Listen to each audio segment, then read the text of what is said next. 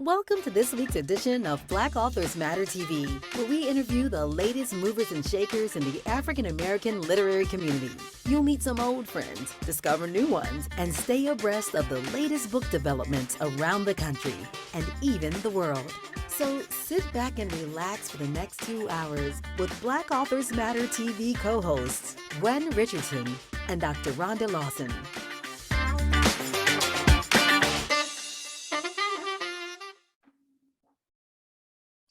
Hello. It's October 11th, and you have reached Black Authors Matter TV, and we're excited about another evening of some amazing interviews. I'm Gwen Richardson, your host for tonight, along with my co-host, Dr. Rhonda Lawson. Good evening, everyone. And we've got lots going on, so we're going to get right into the show. We have a couple of videos we're going to show you at the top of the show. These are people who are attending the festival or want festival attendees to see their work. The National Black Book Festival is next week. We're almost there, and it's very exciting. So before we get started with videos, just 2 housekeeping notes. If you're wanting to reserve a spot at the hotel, the deadline is the 13th, which is Thursday at 5 p.m. to get the discount. And the ticket deadline has been extended to Saturday, the 15th, if you want to get your tickets. So please go online and do that. And without further ado, we're going to show you our first 2 videos.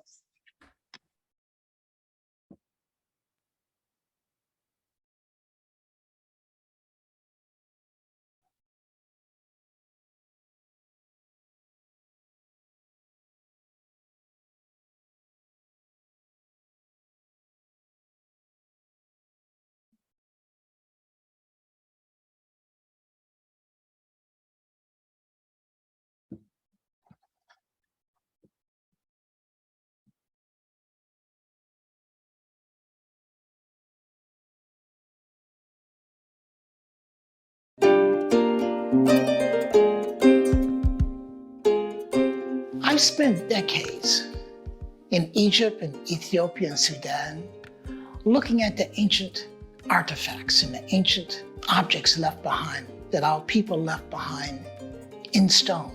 Messages for the future, snapshots in stone about who they were, and messages that have been there waiting for the future for us to retrieve.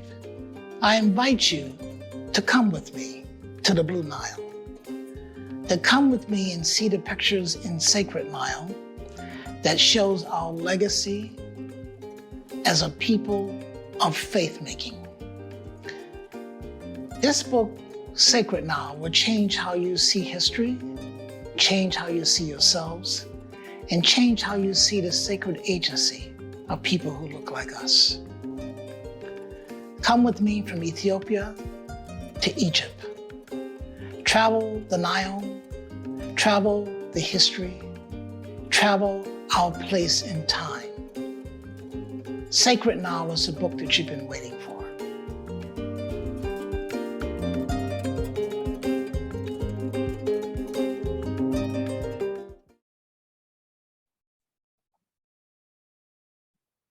Okay, those are some of our supporters and people who will be attending the festival this year. So we want you to support their work. And we are going to bring on our first guest. We will have 2 books to give away, but because we have the videos, we're going to do the books later in the show. So our first guest is Denny Bryce, and she is an award-winning historical fiction author. And for you all who watch the show, you know I love historical fiction. Is like I get really excited anytime we have a historical fiction author on the show. And Denny Bryce also happens to be our 400th guest, the 400th person that we've interviewed on this show since we launched it July 28th of 2020. We have interviewed 400 different people. Not our 400th interview, our 400th interviewee. So, Denny Bryce, welcome to Black Authors Matter TV. Hello, can you hear me and all that good stuff? Yes, we can hear you and see you. Hey, thank you for being here. So much. Well, thank you for inviting me, and congratulations on your 400th guest. I like that. I like the sound of that. That's pretty fabulous. Well, So, yeah. you're very welcome. You're very welcome. Now, your latest book, I see the cover of it behind you, In the Face Oh. of the Sun. I And got right. you recently won an award or a finalist. Tell us about that for this book. And then we'll get into the book Well, itself. I was very excited to be selected by the Go Girl Book Club. Go on, girl. Book Go club. on, girl. Book Club, excuse me, as their author of the year for 2021. And that was for Wild Women in the Blues, my debut novel. My awards for different things have to do with primarily Wild Women in the Blues. I've gotten a lot of recognition, fortunately, for both of my novels.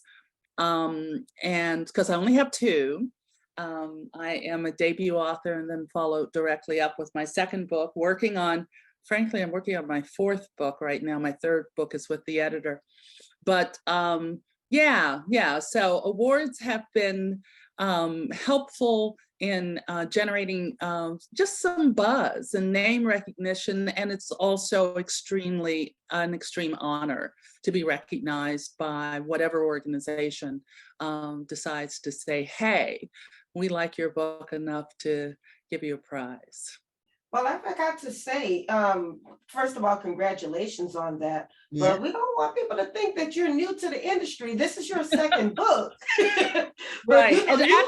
you left out a few things. I mean, you're an MFA adjunct professor. You're a book critic for NPR, which Yes. is amazing, by the way. Mhm. You're a freelance writer. You've been published in USA Today and Harper's Bazaar and Frolic Media. You're a member of the Historical Novel Society, the Women's Fiction Writers Association. Okay, so don't act like you're new to this now. I know, it's a shame, isn't it? Well, I got involved in writing, period, I guess you could say, when I started with fan fiction. I was a fan fiction writer for the fandom of Buffy the Vampire Slayer. Oh. And I wrote, yes, I did. I wrote Buffy Spike fan fiction. And then that was when I was running a PR and marketing firm. Because I'd come home whenever I could get home after a crazy day or week on the road or whatever it was I was up to, and just relaxed by writing fan fiction. So then about, I guess 10 years after I was writing fanfic, I got an invitation from a friend to hang out at the Romance Writers of America conference. Yes. In Atlanta. I think that's where it was that year. So I spent a lot of developmental time, if I can say it that way. My lights are going crazy. I don't know why, but we can still see you. Mm-hmm. Yeah. You're not in the dark, so that's good. Okay, good. This is always good. Not in the dark. But so I got involved in RWA. And that allowed me to have a lot of exposure and some visibility among other authors and writers. I ended up being on the board of directors of RWA for a little while, and the national organization, and just, doing some things like that because I like being involved. But now my focus is not as, I don't do as much volunteer work because I am a full-time author. I no longer run my company, but so it's just, my name has been around for a while. Let's just put it that way. So no, I'm not necessarily new, and I'm also a person who really enjoys staying abreast of what's happening in the publishing industry. That comes in handy when I'm reviewing books. And I also now write book reviews for Book of the Month. That's another thing that I'm doing more of. Oh, okay, Wow. great. So you do what a lot of authors do, because I had a similar path in that I did a lot of other writing before I wrote my first book. I did a lot of, news writing, commentaries. I did writing for people like press releases, if they, Yes. you know, I did some ghostwriting before I did my first book myself. So Yeah, a lot of times, yeah. if you're a writer, then, you know, You're right. sometimes doing, That's yeah, what you're you right. do. Mhm. That is exactly what you do. And I Yeah. did a lot of the same things, especially as a PR and marketing professional. You know, I was writing ad copy because Right. I did a little advertising, and a lot of press releases and a lot of, you know, Yeah. a lot of script writing for Yes. speakers and things like that. So you get your hands in everything. And then I made a decision that I really, really wanted to focus on fiction, in particular historical fiction. Even though I spent quite a bit of time in the romance world, which I feel is at the time was a great training ground for writing in general, because I always like to say that a romance writer is one of the best craft people out there, because frankly, true romance readers know how the book's going to end, but they Right. still want to read every word. They of want to every know the page. journey to that point.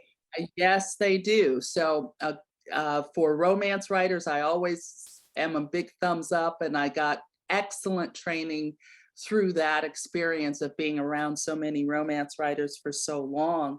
But my stories always include relationships. I won't call them romances, I call them love stories. Yes. But that is sometimes I really like the mystery elements to storytelling. Right now I'm focusing on historical fiction. I'm also, as I said, one of my books is biographical historical fiction, and that's with an editor right now.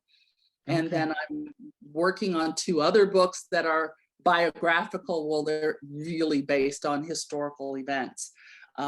So I love telling the story of African American and also Black women. From one of my other story is about a West African in 1850s who was saved by a British officer from sacrifice and gifted to Queen Victoria in 18.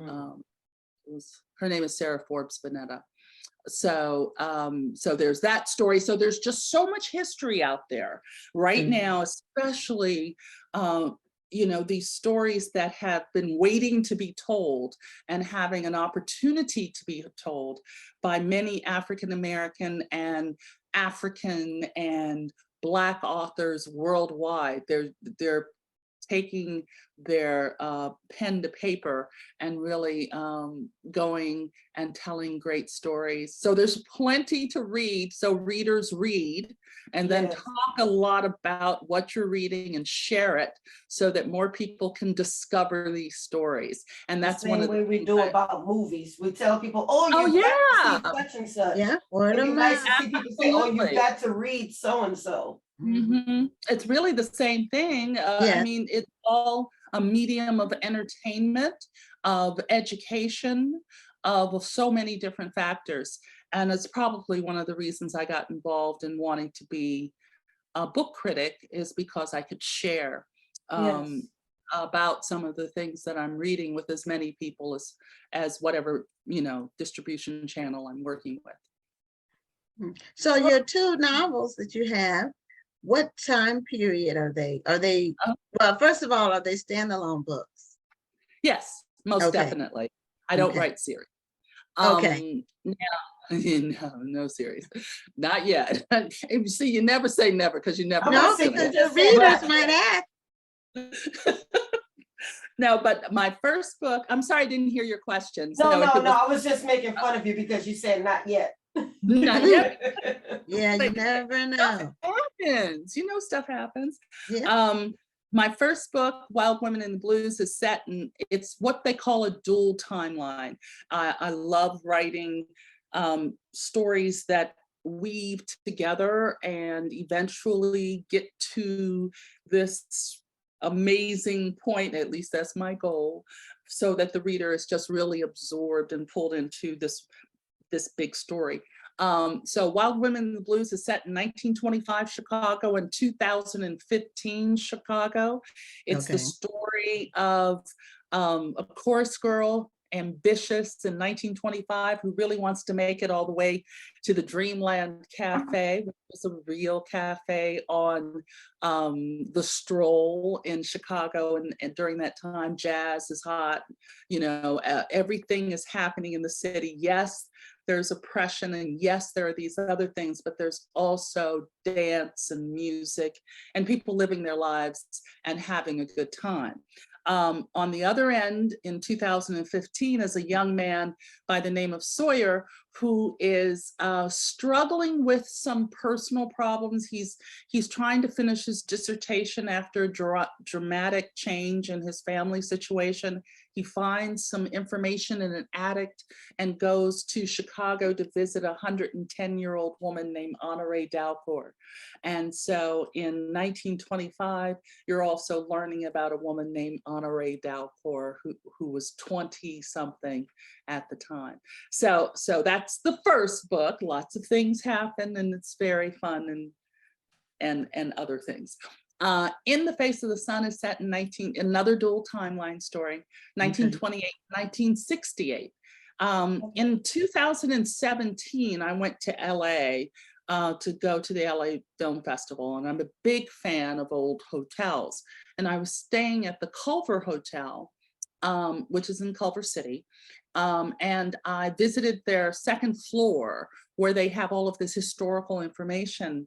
And I learned about the Hotel Somerville. The Hotel Somerville, just reading about it blew me away because I'd never heard of it, but it was the first hotel, luxury hotel in Los Angeles, opening in 1928, built by African Americans, for African Americans, by African Americans. And it was an amazing property. It was on the corner. It's actually, the building is still there on the corner of Central Avenue and 41st Street. And W.E.B. Du Bois held his first West Coast annual meeting of the NAACP at this hotel a week after it opened. So I had all of this history and this structure, this building to work with, and Black Hollywood. What was Hollywood looking like in 1928? The biggest star was a man named Lincoln Perry. Do you know who Lincoln Perry happens? Another name you might be more familiar with is Stephen Fetchit. He was a multi-millionaire. Yeah, old Lincoln Perry. He was a young man at the time in 1928. So he's a part of my story. I love filtering or peppering my story with historical figures. In both of these books, my main characters are fictional composite characters in a way. The 1968 storyline ties neatly with the 1928 story. A young woman is escaping an abused husband, and her estranged aunt is helping her by pulling her into her 1968 Ford Mustang, and they do a cross country from Chicago to LA road trip. It gets a little complicated during that time period, but that same aunt is a 20-year-old trying to keep her family together and trying to achieve her dream as being a reporter in 1928, where she's a chambermaid at the Hotel Somerville. So these stories. That's a lot of layers. What type of I like layers. You like layers? A ton of research. Well, I'm former journalist, PR marketing person, so I love looking for facts. Also, I love history as well. So in both books, especially Wild Women in the Blues, I spent a lot of time with archivists at the Harold Washington Library in Chicago. On the second book, In the Face of the Sun, at the time I was still living in Washington, D.C., so I worked with librarians at the Library of Congress, as well as a lot of, scouring through newspaper archives. One of the most beautiful resources happens to be Black newspapers, everything from the Chicago Defender. Right now, I'm spending a lot of time with the New Amsterdam News that has been around since 1905, I believe. Right. And just some great resources there.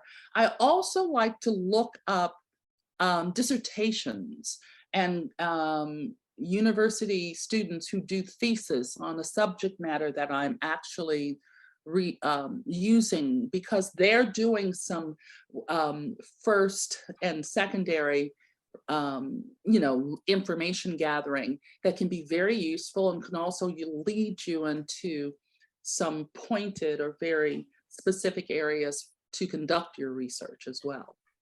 Then I talk to people, then I interview people if they're still around. For another book that I'm working on, there are some people who are still around that I can talk to.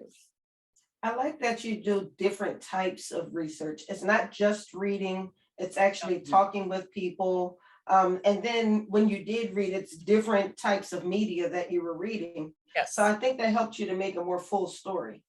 It helps you make a full story, but it also, as is the case with African-American information and history and women's history, no matter what color the woman is, the information is not always accurate, or it's it's sometimes filtered through the perspectives of people who aren't really interested in seeing a story that you might be wanting to tell.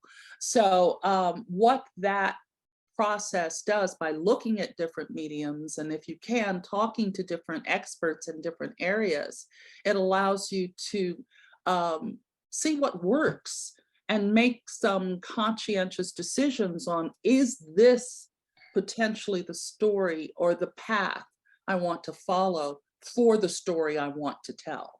So yes, you stay with your historical accuracy of facts, figures, and people, but when you're developing character, you also want to discern what's in between the facts that may or may not have been told by people, especially since so much of history is written by white men. You said a mouthful there.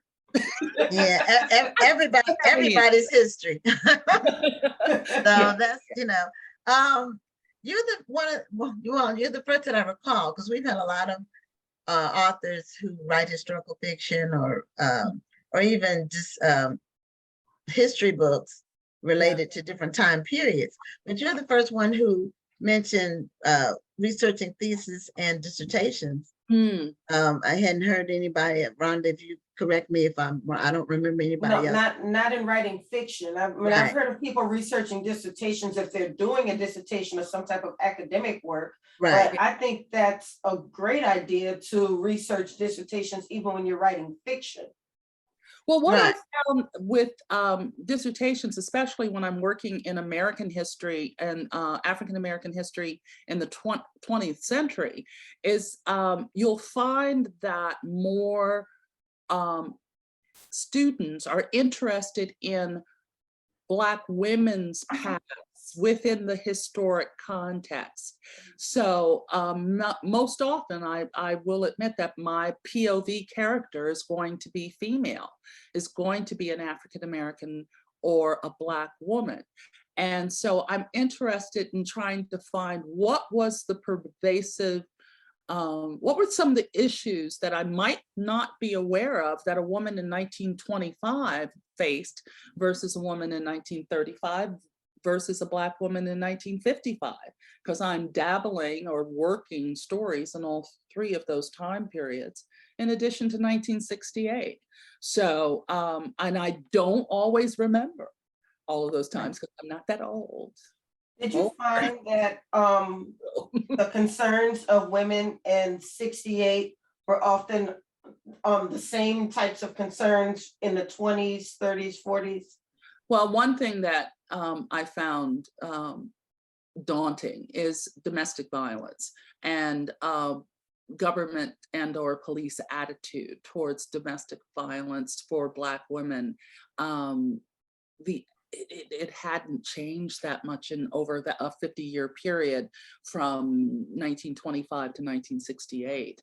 Some of the one thing, not as much of a downer, but still surprising to me, was I read a dissertation all about the African-American women during the Harlem Renaissance, because if you say Harlem Renaissance to someone, usually the names dropped very quickly are names like Langston Hughes, Richard Wright, Conte Cullen, et cetera, et cetera, et cetera.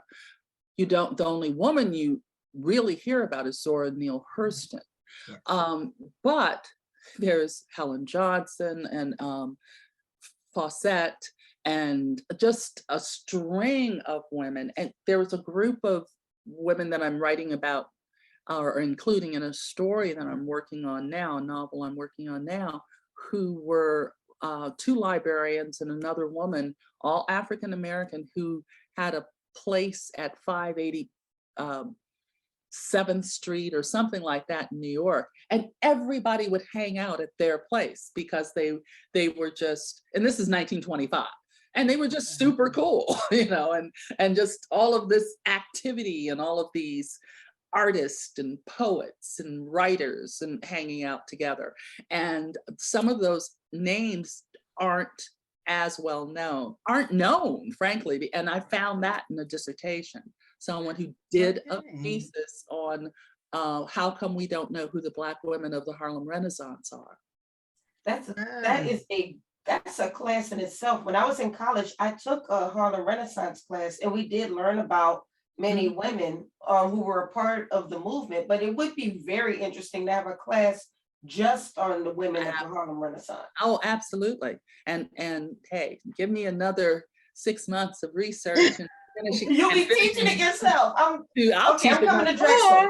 Or there might be a book, another novel. Oh yes, with the women writers and what they were doing. Right. That's one of the crazy places about doing historical research, is that you keep discovering more stories, and it's almost to a point, like a group of myself and my writer friends, some of us just sit around and say, we got to pass out some of this stuff because we can't write it all. And that's so true. And there's so much that it's very exciting to keep hearing about new deals being done and books coming out. And there's quite a few coming out that I'm trying to look around and see if I have some. I always like to give, because we're almost, I think, moving to the next time, but here are a couple of authors I'm going to throw out. Vanessa Riley, yes, Mother Warrior. She's been on the show twice, and for that book and another book. Okay, and how about, she's Island Queen. Island Queen in that one. Written about 20 books. I got my. She has. Then wait, I'm looking around. Piper Hughley's book. By her own design. That's on my to be read shelf. I've got a lot of stuff here.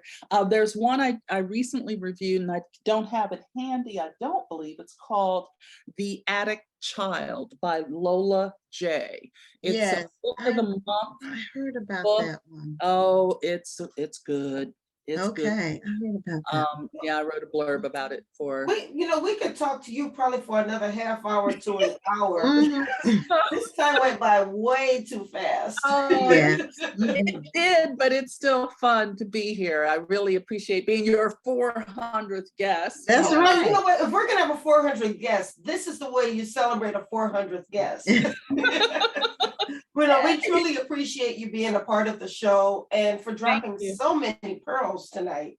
And congratulations on your second book and then all you've done for the literary community. And for being in my old stomping ground. I used to live in Savannah, Georgia myself. Okay. Yeah. Well, I'm starting to enjoy Savannah more and more every day. It's a beautiful area. It is. I've been there too. Okay, well, thank you so much for being a guest on Black Authors Matter TV, and continued success. We'll be looking out for your next release. Okay.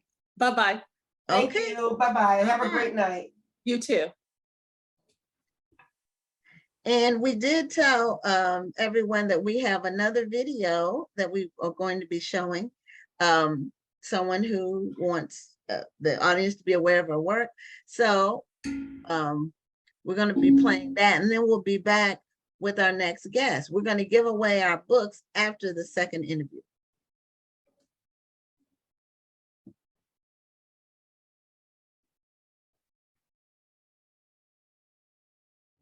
From Chapter 1, 1890, at the boarding house. Several days later, in the late afternoon, Addie arrived at Tom Mitchell's door at the end of the hallway to clean his room. She knocked perfunctorily, and not expecting him to be there because it was not yet evening, she walked right in. Addie gasped when she saw Tom Mitchell sitting at his desk. She almost dropped the basket she held in her hand. If Mrs. Beatty finds out one of her boarders was still in his room when I entered, Addie quickly blurted out an apology. I'm sorry, Mr. Mitchell. I'll come back later. She immediately backed out of the room, ready to close the door. Nonsense, Tom Mitchell said, putting his pen in the inkwell as he spoke. You don't have to do that. You can straighten things up while I'm here. I'll be working at my desk. Yes, sir, she said. She glanced over her shoulder and looked down the hall to see if anyone was watching her, but no one was there. She re-entered his room, closing the door behind her. Addie tried to work as if she were alone in the room. She did not dare look over at Tom Mitchell as he sat at his desk. But she did not have to look at him to know that even though he was sitting there, he was not working. She could feel the force of his gaze upon her while she worked. He was staring at her while she moved around his room, and she knew it. She finished her work as quickly as she could. She just wanted to get out of that room and away from that man. Alone with a white man in one of her rooms? I just hope Mrs. Beatty never finds out. She'll have my job for sure. She quickly gathered Tom Mitchell's clothes up off the floor, his shirt and collar, his nightshirt and drawers, and filled the basket. There, now, I'm finished. She felt a wave of relief. Then, looking down at her basket, Addie walked toward the door. But just as she started to pass Tom Mitchell, he reached out from where he sat at his chair and grabbed her arm firmly. Addie gasped and briefly held her breath, her eyes fixed on the basket. Oh my God! Her body tensed. What's he gonna do? What's he gonna do to me?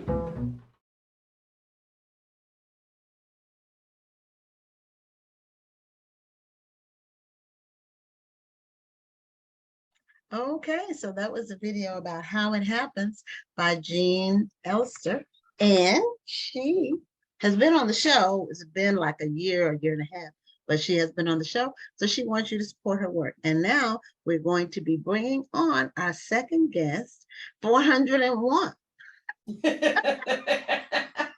So for those of you just tuning in, our first guest was our 400th guest for the show since we launched the show July 28th, 2020. So we're celebrating that tonight, our 400th guest. So our next guest is Dana Spencer, and she is an author as well as a real estate expert. She wants people to know that home ownership is an attainable goal and a good investment. And especially in this environment that we're in, real estate is a little bit more challenging than it was a year ago because the rates have gone up, the interest rates have gone up, among other things, and the price of the housing has gone up. So, but she's going to give us her expertise on how to go about doing it for those of you who want to own homes or who maybe want to purchase some real estate as an investment or just want to do things better. So Dana Spencer, welcome to Black Authors Matter TV. Well, thank you so much. I'm so excited to be here. And we're so excited to have you. Thank you so much for being here tonight. So the name of your book is A Beginner's Guide to Financial Freedom Through Real Estate. So what led you to write the book first? And do you have a copy of the book? Well, crazy story. So do you have a copy of the book, of your book, that you can show us? Did you hear what I said? I'm not on mute, am I? No. Okay, Ms. Spencer, can You you hear froze me? up on me a little bit. You said, do Oh, I have a okay. copy of the book with me? Yes, yes. Yes. Okay, well, I hate that we're freezing up anywhere, but you never know sometimes with the live streaming. So show us a copy of your book. Okay, and that's you on the cover. Yes. And you were about to tell us a funny story. Yes, you were. Oh, as to why I wrote the book. So I was a part of Eric Thomas's speaker program called Game Changers, and they brought back some of the people who had already graduated from the program. And so there was a man in particular that said that he was up for a speaking gig, and the only reason why he didn't get it was because he didn't have a book. The other person that was able to get the gig ended up having a book. And I was like, oh, guess that means I'm writing a book. So that's honestly the reason why I wrote the book, is because I didn't want to be up for a speaking engagement and not get it only because I didn't have a book. So that was honestly why I decided to write the book. Yeah, I am a true believer that every speaker and every business owner needs a book, because every business owner out there has had somebody they know who's called them and said, I need to pick your brain for a little while. And you wind up giving all of that valuable information away for free when you can put it in a book and sell your book and then make money off of the knowledge that you've attained. Absolutely. And So, that I'm brain glad you wrote picking the is book. not free either. Most people want a free brain picking. And no, when you're a professional, your time is money. So when Exactly. when people want some information on any of the topics that I've already written about in a book, I just refer them to my book. I don't even go into detail because I've already done the work to present it. So if you don't want to read it, then shame on you. That's the way I, Well, the good thing about what you did though is because first of all, you listened. Yeah. you heard what you were supposed to do, and then you wrote the book. Now you have something that you can sell after you've spoken, because you get people all excited about what you have to say, and then the first thing they ask you is, do you have a book that they can buy? Absolutely. So, okay, now you had awesome. to be in real estate before you wrote the book. So when did you buy your first property? Let me ask you that. Well, I bought my first property actually in 2002 was when I bought my actual home. And then Okay. in the middle of the pandemic, I had a mentor that said that retirement was a number and not an age. And I was like, That's a what? good one. Mhm. Right. And that was the same thing I said. And so I had never heard anything like that before. So that's what began my thought process of, well, I want to be in a position, because my company from time to time was always offering a buyout at age 55. And I began to think, well, if it's a number, then what's the number that I need so that if I am offered, a buyout at age 55, I'm in a position to take it. So Yes. that's when my wheel started to turn in terms of I want to be in a better position financially. So in terms of figuring out, okay, how much money do I need a month passively in order to still survive? And then that became my number, and then that became the goal. Now, I know for a lot of people, buying property or investing in property is a scary notion, because they think they need all of this money. And then you hear people say, no, you can invest in property without having money. And then they say, well, how do I do that? And nobody really tells them how to do it. They just know that it's something that can be done. So is that something that you discuss in your book? When people say that you can invest with no money down, what they're really saying is you have to have the knowledge in order to connect the pieces and to have the partnerships so that you bring in somebody that has the capital and you bring the knowledge. And so when you hear people say that, it's a play on words, because it's true, you can get to the closing table without any money down, but somebody's got to bring some money. So you're building those key relationships and those strategic partners so that the other person is able to bring the capital and then you bring the knowledge. Yeah, I got scammed. I'm gonna call it a scam.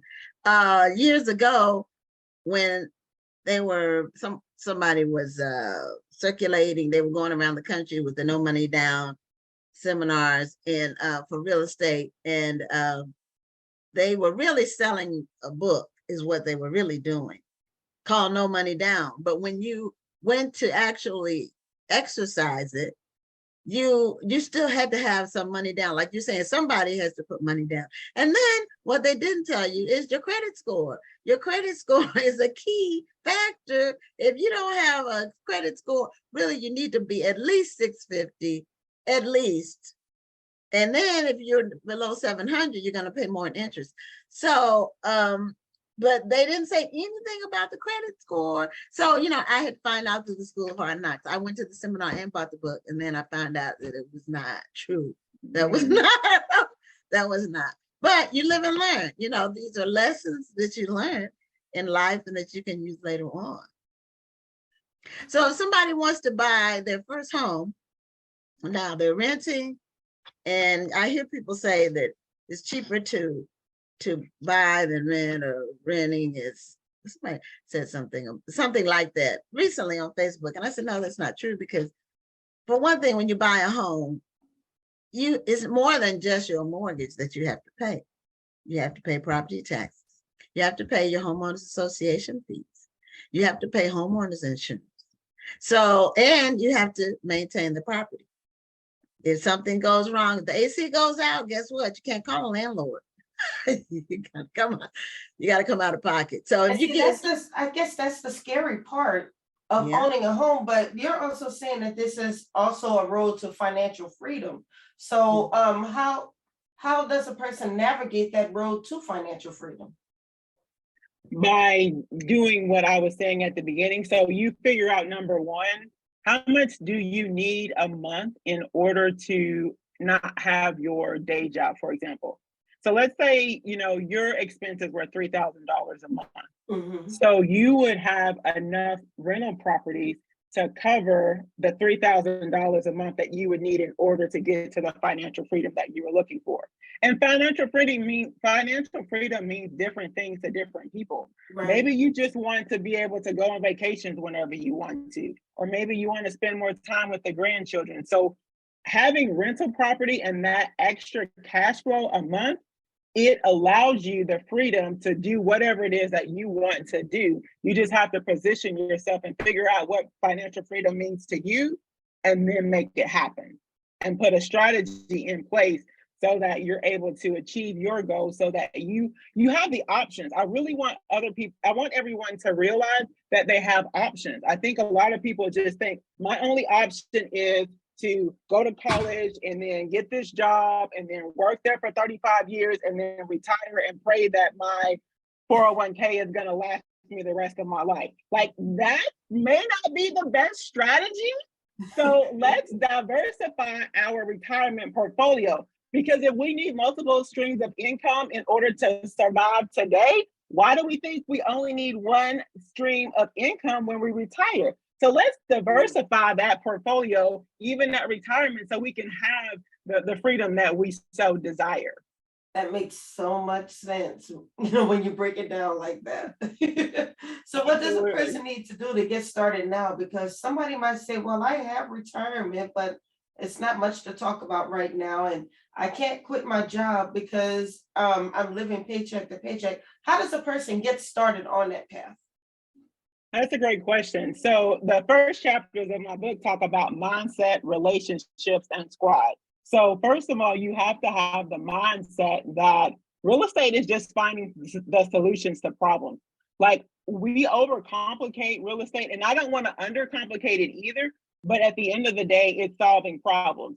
And surrounding yourself, since you know that there are going to be problems, surrounding yourself with the people and the relationships of people who can help you solve those problems. For example, the main thing that everybody talks about is not wanting to unstop toilets. Like, nobody wants to deal with toilets.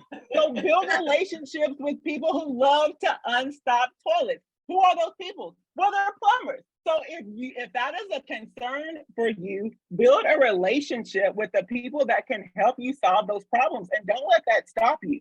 And then you always want to surround yourself with people who already have rental property and who have dealt with some of the problems that you are going to face. And when you surround yourself with those people, you're able to connect with people who are already beyond where you are. And chances are they can help you with your problems. Now, you'll have to add value to their lives. You're not going to have to be able to just come to people and just with all your Pick their problems. brain. You find a way, right? You find a way to add value to their lives so that it's more of a relationship and not a I'm taking from you and I'm not giving in the situation. So a mindset that figures out not I can't, but how can I, building those key relationships with lenders and contractors and plumbers and security people, all those people who you're going to need when you're on this journey, and then making sure you keep yourself around people who are further along in the process than you are. And that's how I would say you would get started.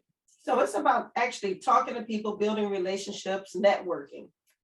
Yes, that's what you keep hearing time and time again, is that real estate is all about building relationships and those strategic partnerships so that you can get to the goal that you have for yourself.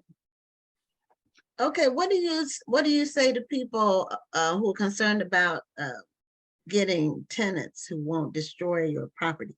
Or Yes, so most of that comes from communication and properly vetting your tenants. So a lot of my friends even go to the property where the person is living at today. Like, you ask those questions and you go look at how they're living today. Chances are how they're taking care of their property today is how they will take care of your property. So you are able to ask questions ahead of time and communicate, and that solves a lot of problems. But you have to take ownership in making sure that you vet your tenant properly so that you alleviate all those problems on the back end. Communication up front will pay dividends on the back end if you can just have all those conversations up front. Well, I tell you, sometimes we're just so excited to get somebody into the property, we forget to do that research.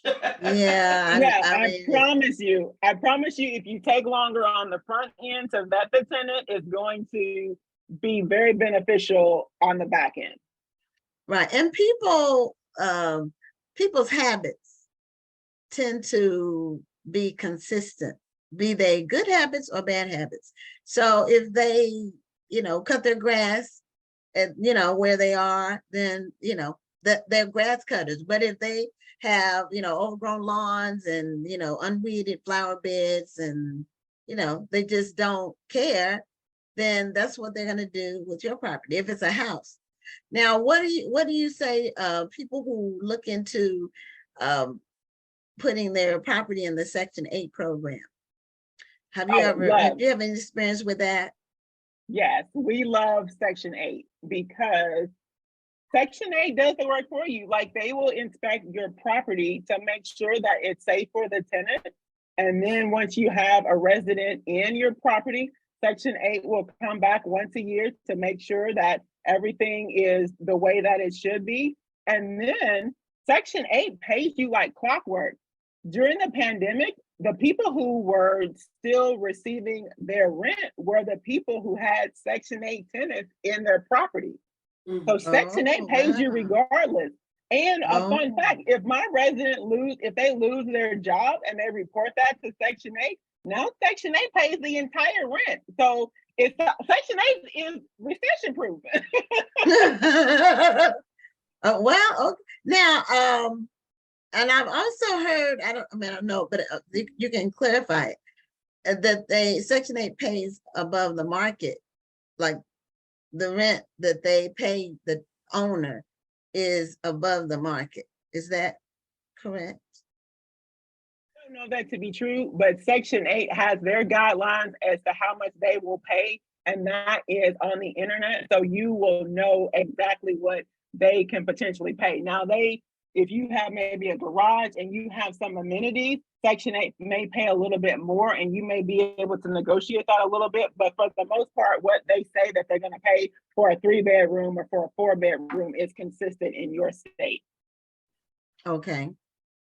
That's good to know. Because Mhm. we hear a lot of horror stories when it comes to Section 8, that nobody really discusses the upside of renting through Section 8. You only hear the downside. So it's good to hear that balanced point of view on that.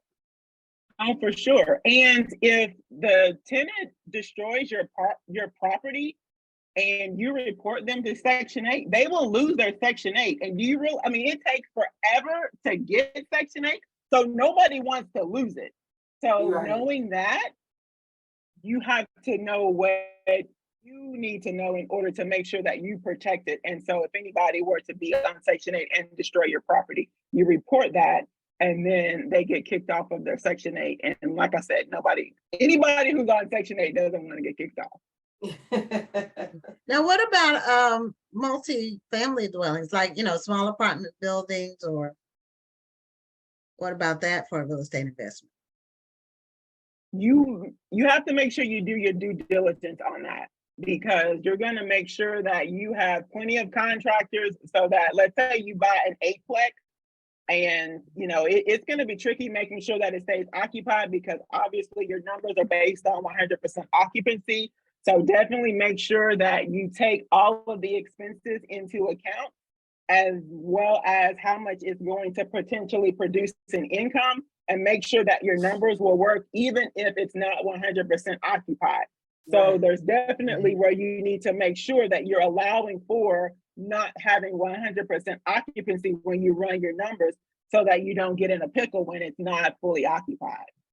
Now, I know you do speaking engagements and you have your book, but do you do classes on real estate as well? How do people find out about your courses? Do they go to your website? That's a great question. So I'm about to start an online course. I was having a conversation with a lady earlier today, and it was very apparent to me that I need to start my online course sooner rather than later. Okay, come on now. I thought you were going to tell me, yes, my course is this and it's this.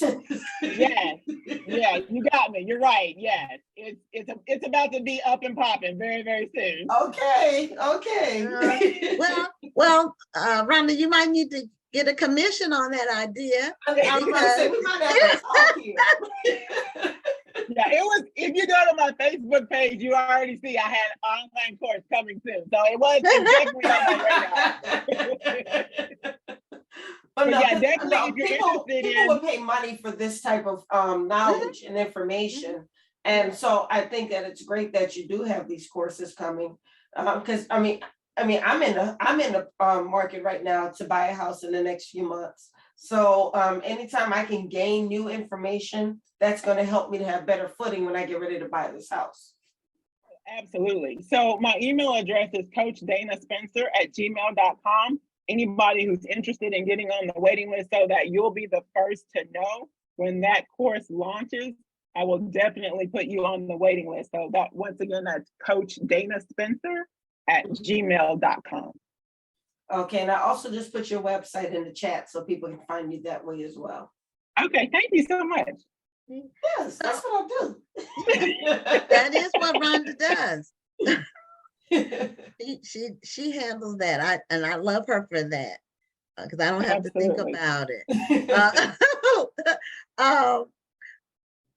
With the market having changed somewhat over the last year or so, especially with the increase in interest rates, we were fortunate that we did a refi last year and got a low interest rate right before the Fed did their increase. So what advice would you give someone looking for, because now I think your down payment is going to have to be bigger, most likely, and the now, depending on the market, a lot of the real estate has gone up, but then it's been volatile.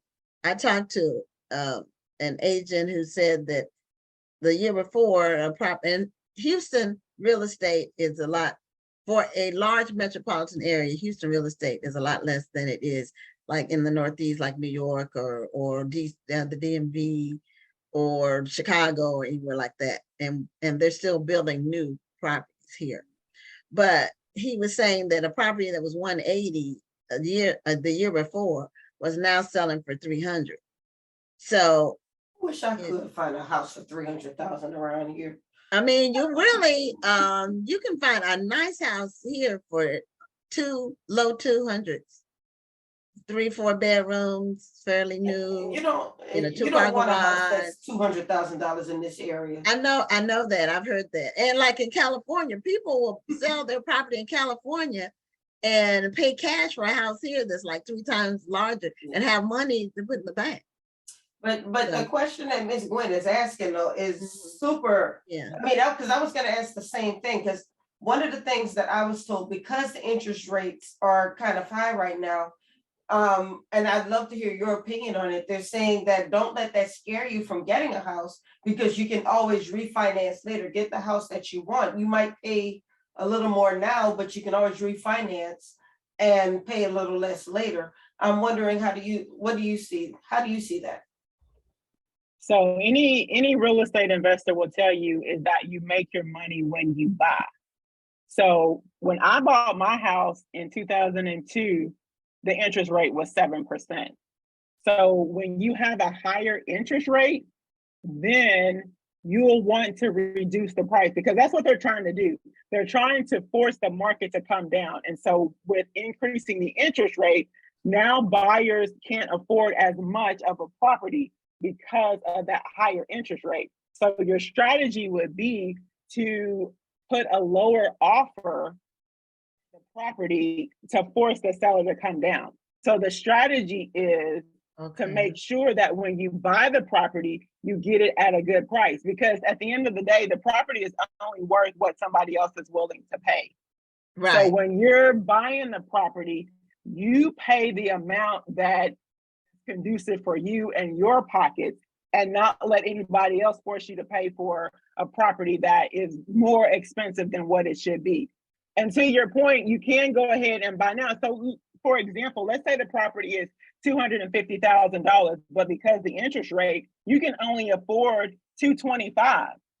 Well, that's a savings of $25,000, but your payment might be a little bit more. So would you rather say $25,000 on the front end and maybe pay $50 more a month and then refinance it later when the interest rate goes down? That would be my strategy if I were working with a buyer, in order to make sure that they don't wait and that they go ahead and get a property now. You just want to adjust your price as what you can offer, because you're not going to be able to afford as much from a buyer's perspective.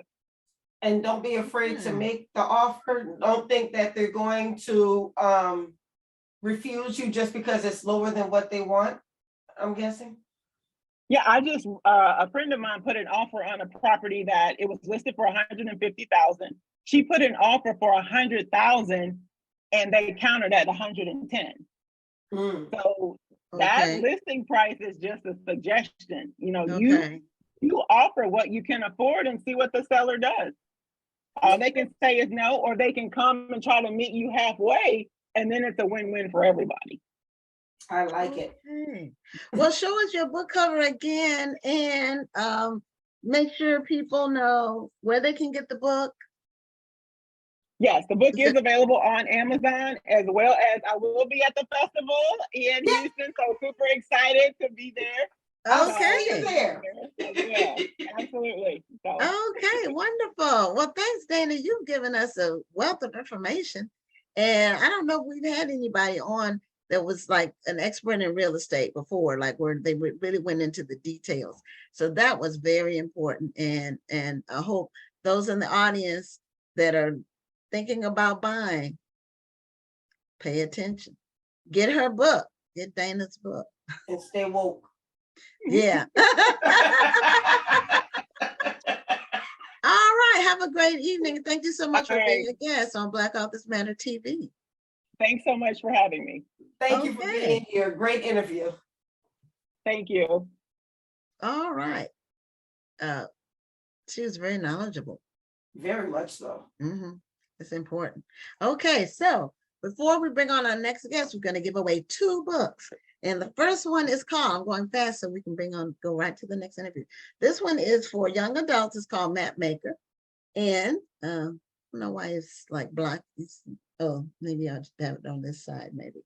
But anyway, it's called Map Maker, and it's by Lisa Moore Ramey. I don't know if y'all can see the title, the name of the person. There it is, Lisa Moore Ramey. Yeah. And the question is, the main character in this book is named Walt, and he has a twin sister. It's called Map Maker, the book. And what is his twin sister's name?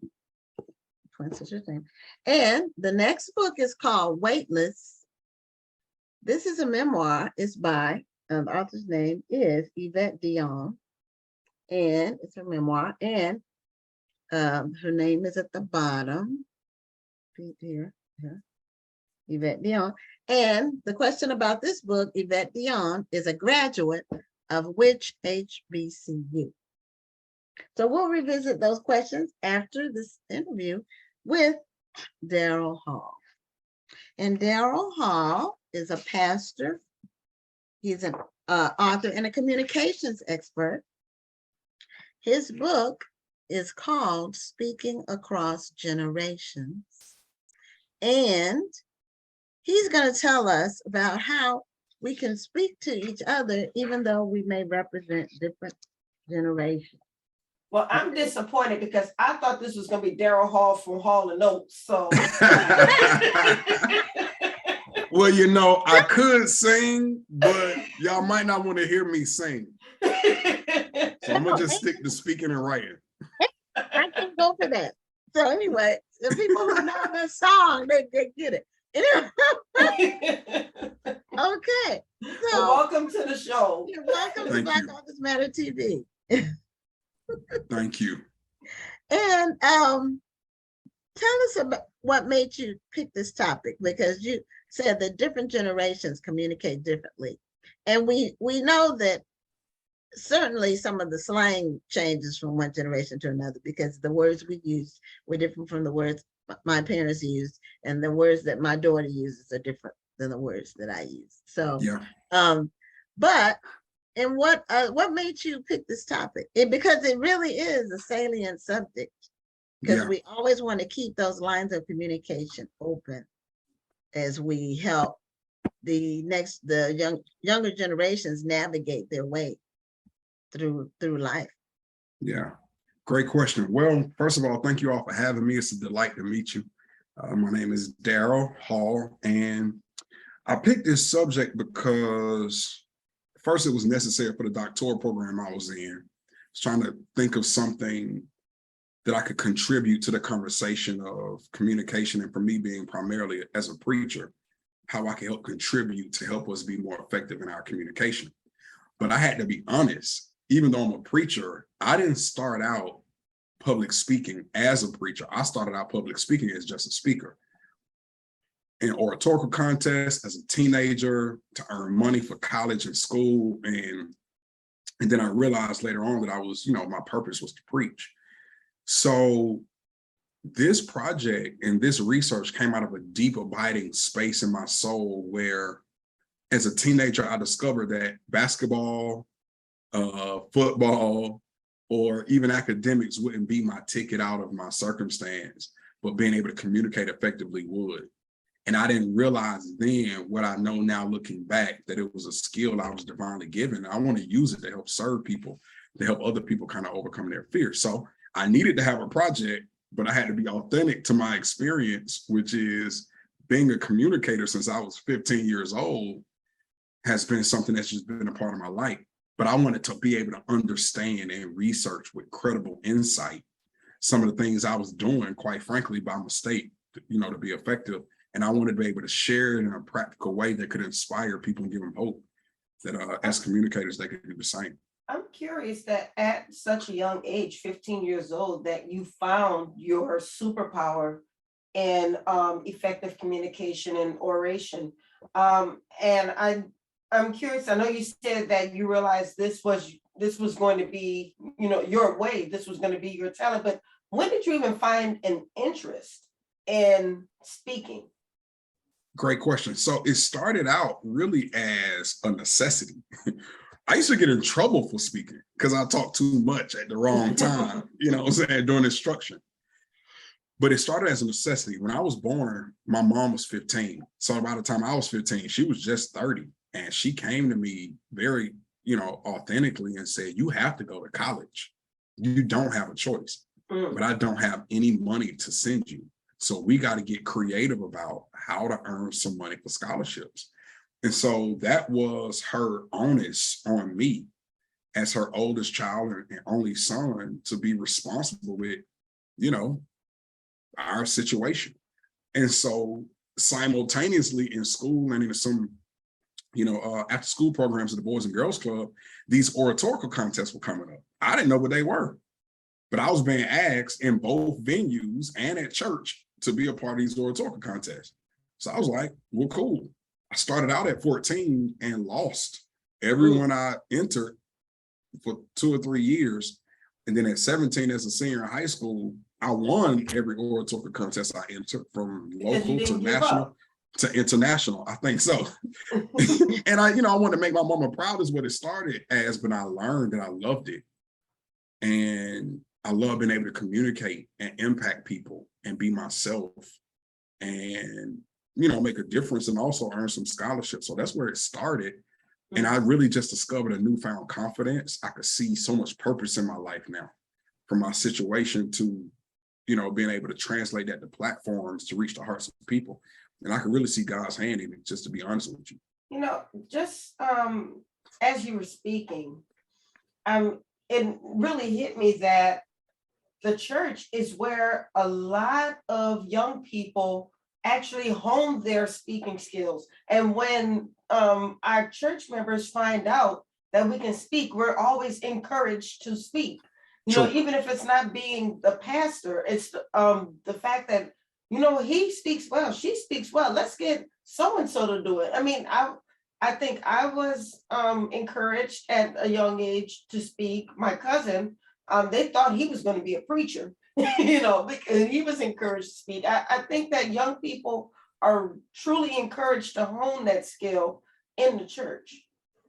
Yeah, that skill, the singing skill, Yes, dance, you know, the Black church is a bastion for so many beautiful things in culture. It's not just, you know, historically the center of the civil rights, or, you know, we didn't just help navigate this country through civil rights in the Black church. We also have helped to cultivate some of the greatest gifts and people, giving people a raw and authentic and loving, nurturing space to hone gifts, you know, singers and speakers and leaders. Many of us, you know, especially depending on the region of the country you're in, like the one I'm in, Southeast, I'm born and raised in Atlanta. The Black church has been a bastion for so much growth and so many burgeoning influencers on so many mountains of culture have found opportunity in the Black church. And I'm thankful that that's at least one positive. Yeah, as I tell you know, I'm a PK, and people who watch the show know that. So, you know, we weren't encouraged. We were required. We had to be in the Easter program, the Christmas program, you know, the Black History program, the Vacation Bible School program. We had to do it. And we had to sing, we had to serve. But the other thing about the Black church, and a lot of people like to criticize it, but I challenge anyone to name another institution in the Black community that has helped serve the foundation for centuries to take care of families, to raise chline. It was the village when I was growing up. The church was the village. And it doesn't have the same potency it had then, but it's still one of the lasting institutions, that and our historically Black colleges. Those two, as far as nationwide. Now we still have our hair care. Hair care also withstood. Those are the three that withstood integration. Everything else just really left. But those three, the hair care, well, and funeral homes. So Oh, yeah. funeral home, the church, HBCUs, and hair care. Those are the ones that survive. So, and there still are, because there's certain things you can't get somewhere else. Yes, ma'am. It's Certain just- things are just distinctly Black. Yeah. And, You just even can't. if other cultures and subcultures share it with us, Yeah, it'll always have our flavor. Right. Yes, ma'am. Always have our unique flavor. So you started this book as a result of a dissertation, and then what was your premise? What was your So my premise is that each generation is its own people group. And when we typically hear this term people group, we think ethnicity or race. Well, I was looking at it from the standpoint of age cohorts, that people who are born within a similar block of time share similar values, perspectives on life, and communicators should understand it in order to shape our reasoning and rhetoric to influence people based on what age and stage they were born in. So that was my initial premise, that you could take the same concept, the same thought, and not just change lingo, right? I agree with you that lingo changes, but my rhetorical approach, what I'm using to persuade as speaker and communicator, people of a certain age to receive, the message I'm giving. And so I use preaching as the inroad to this concept, but it applies on so many other ways and levels to all communicators in all spaces. Wow. So let's walk through the book. Okay. Is this a book that teaches people how to speak, or is this a book about how you've been able to reach people of different generations? Let's walk through the book and see. Okay. Yeah, so the book is basically comprised, obviously, of some personal stories from my experience, but the meat of the book is the intersection of generational science and effective preaching as a specific type of communication. That book meets at that intersection.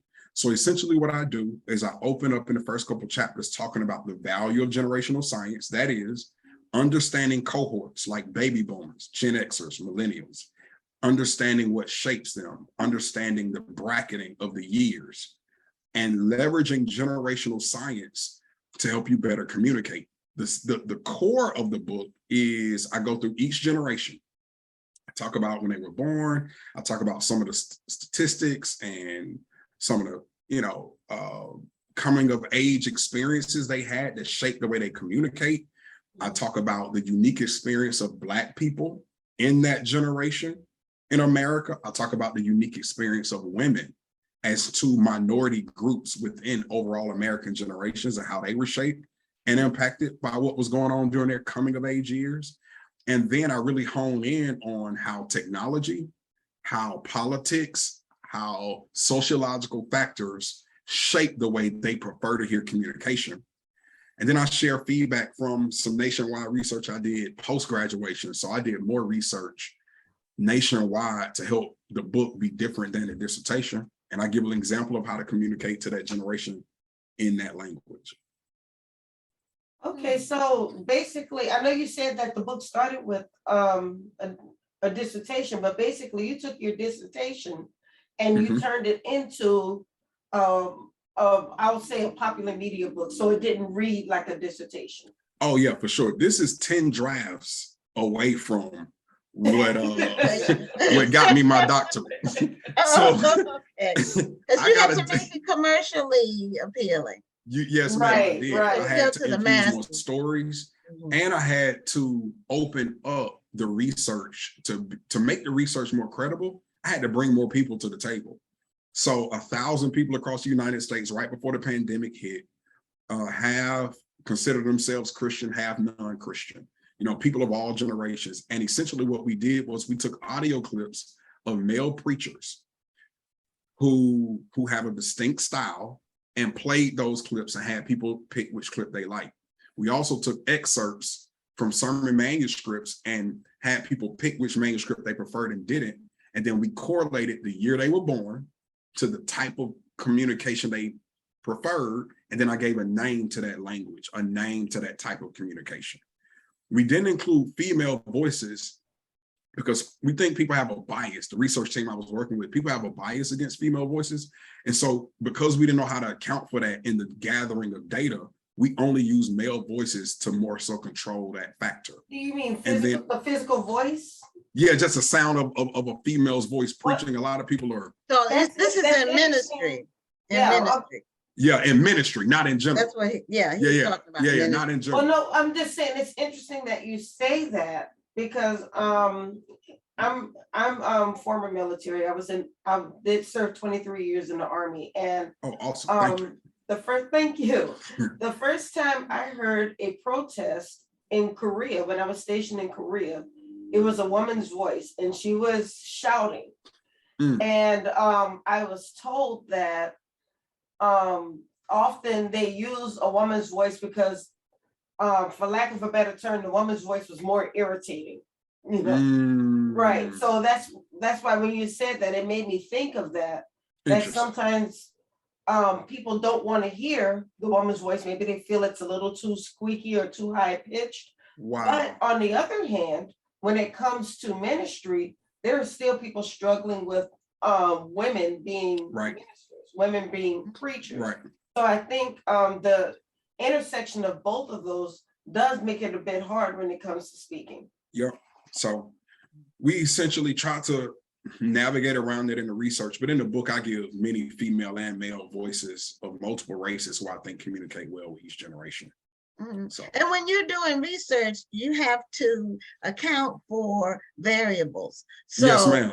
you don't want to add the variable of the female voice if you're trying to determine just the communication part, because then that will sway or tilt or skew the result. And if people have a bias that they're unaware of, they may pick a male voice who's less effective because of a bias they haven't addressed in themselves, and that could taint and pollute, the pool of research we get back. So and that's true. And in the lines of what you were talking about, just generationally with preaching, the preaching styles have changed over time, because my dad's preaching style, and I had a brother, both have passed, but my dad's preaching style was completely different than my brother's. My brother was called to preach.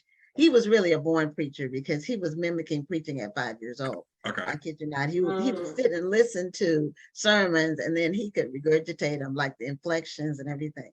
Wow. But my brother preached completely different. They were both extremely effective.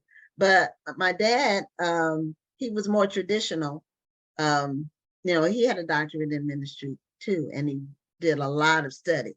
They both were very did their homework. They didn't just hoop. Now my dad really put more focus on hooping, because that was when everybody hooped when he was preaching. But my brother less so, that. And now you don't really hear that unless you go to like a small rural church or something. You don't really hear. And some people might not even know what hooping is. Feel like they have to hoop and preach no matter what they're doing. They don't have to be in church anymore. They don't have to be preaching. I've gone to pitch That's contests. Interesting that you said that. That's something I hadn't thought of. Yeah, well, I've gone to pitch contests where the authors were supposed to be pitching their books, and then they try to turn their pitch into a whole sermon, but people still get enchanted by it, and they're like, "Oh, he really spoke." I'm like, "No, he didn't." And you don't even know what he actually said. You don't know what he said. You heard some inflection, some intonation. Right. It struck a cultural chord, and the actual content of the message was lost in the sauce. Because scripturally, since we're talking about preaching, if the word is delivered, if it's received with gladness, meaning excitement and happiness, it does not take root. And so this is what sounds like what happened in what you're describing. They can't even remember. Sometimes you ask them, what is your pastor preach about? And people say, "Oh, I don't know, but it was sure what he did." Yeah, but he sure spoke. Well, I wanted to read this this viewer's statement. I see you responded to it already, but I wanted to read it. Please. She said that this is from Evelyn C. Fortson. She said, "I'm 63 and my son is 37. Our point of view is definitively based on our generational life experiences. once I could understand how he got to an opinion and he understood my perspective, our communication was more informative to the other. And I think that happens a lot, where younger people feel like they know it all. The older people are like, well, I have experience, you need to listen to me. And often the two don't meet in the middle. So it sounds like this mother and son were able to finally listen to each other and understand each other. And you know what's amazing, Dr. Lawson? This book started as a dissertation, then research and trying to, help Christian communicators. But I've gotten more feedback from people in just in-home relationships than I have even from professional communicators.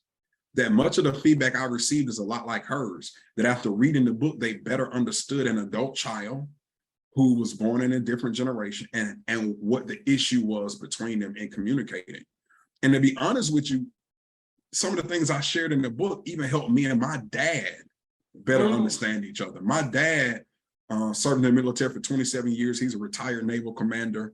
He was a teenager when I was born as well. So he's an Xer and I'm a millennial.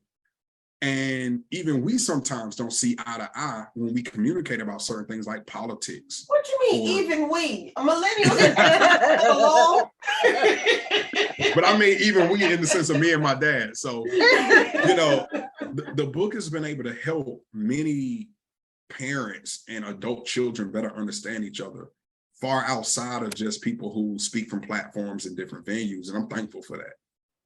That's really a great changed. Point. There's a lot of things that have changed, but generationally, because I have a daughter who's 26, so okay. People are texting instead of talking. Yes, ma'am. I just find that to be sad because you can't, even relationships, people meet and they text. She explains it to me. I'm like, I need to see the brother or whoever's on the other side. I need to see him so I can see if we have a connection. A text message does nothing. It doesn't, there's no emotion there. There's no spiritual connection. You can't feel if he's sincere. You can't look him in the eye. But people get together and break up within a series of text messages. And look, I can tell you. That's a funny example of what you're saying. If you guys are familiar with Key and Peele. Yes. They had this sketch where they were texting each other.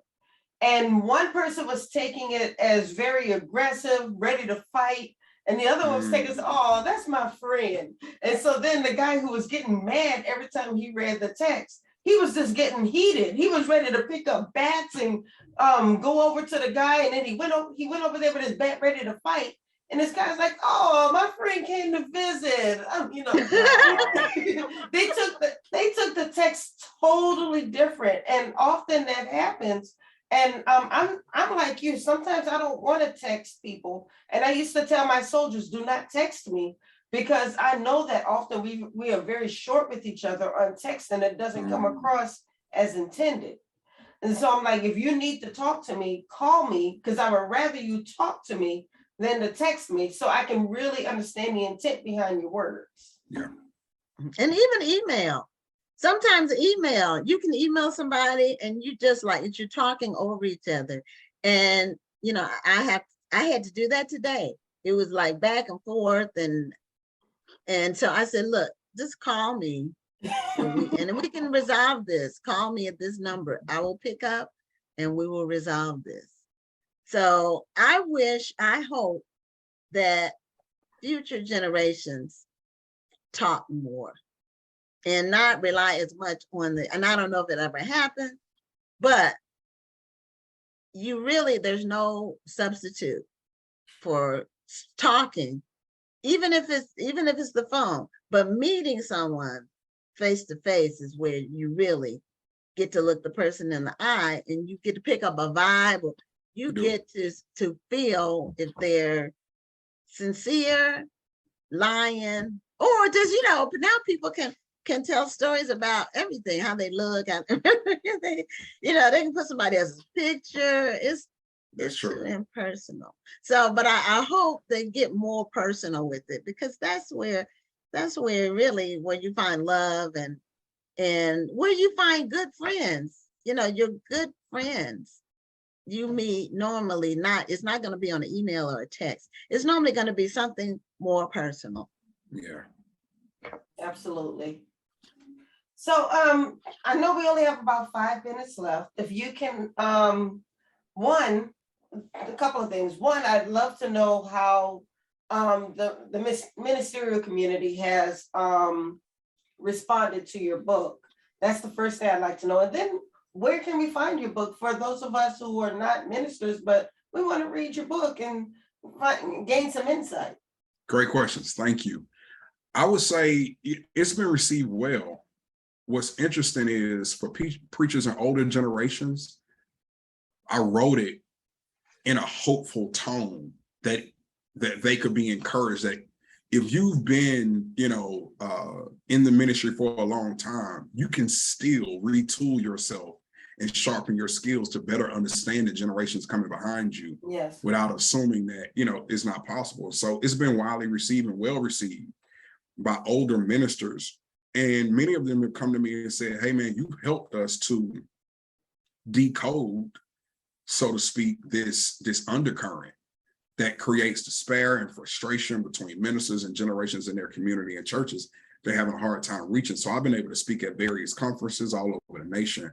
And I found many older ministers have appreciated not just the research, but also the perspective coming from a younger minister who I think they can see that I take serious our craft by, the sacrifices I've made and the way I've been able to, submit myself to school and even my church experience. So older ministers have received it well. My generation, I received a lot of pride in a good sense. A lot of my peers in ministry are grateful that I've been able to add something credible, so to speak, because it validates the millennial preacher as serious, respectable, and quite frankly, deserving of a seat at the table.